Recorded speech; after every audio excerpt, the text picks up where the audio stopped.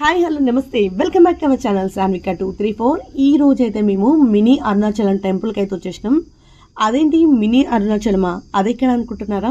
ఈ టెంపుల్ మరి ఎక్కడో కాదండి, మన భద్రాచలం నుండి పర్ణశాలకు వెళ్ళే దారి మధ్యలో నరసాపురం అనే విలేజ్ ఉంది. అక్కడ రోడ్డు పక్కన ఈ టెంపుల్ అవుతుంది. మనం భద్రాచలం నుండి రావాలనుకుంటే బస్సుకు కానీ ఆటోకి కానీ 20 రూపీస్ అయితే ఛార్జ్ చేస్తాను.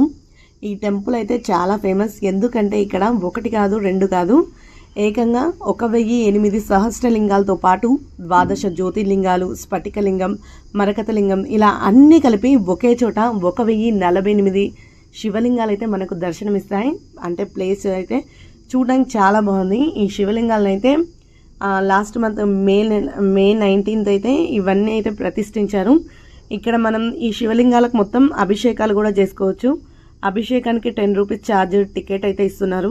ఇక్కడ మనం చూసినట్టయితే అరుణాచలంలో మాదిరిగా ఇక్కడ కూడా మోక్ష ద్వారం అయితే ఉంది. ఈ మోక్ష ద్వారం నుండి అయితే అందరం బయటకు అయితే వచ్చేసినాం. టెంపుల్ లోపలికి వచ్చినట్టయితే ఇక్కడ కుమారస్వామి, సుబ్రహ్మణ్యేశ్వర స్వామి, దత్తాత్రేయ, అయ్యప్ప, సాయిబాబా, రాములవారు, కృష్ణయ్య ఇలా అందరి దేవుళ్ళతో పాటు 12 జ్యోతిర్లింగాలు కూడా గుడి చుట్టూ ఉన్నాయి. ఇక్కడ అమ్మవారి గండ దీపం అయితే ఉంది. ఇక్కడైతే ఎవరైతే ఇక్కడ ఆ దీపంలో నూనె పోసేసి ఆ దీపం ముట్టించి ఆ నూనెను తలకి రాసుకుంటారో మనకున్న గండాలన్నీ అయితే పోతాయండి. ఇదైతే మన దేవుడు మెయిన్ వ్యూ.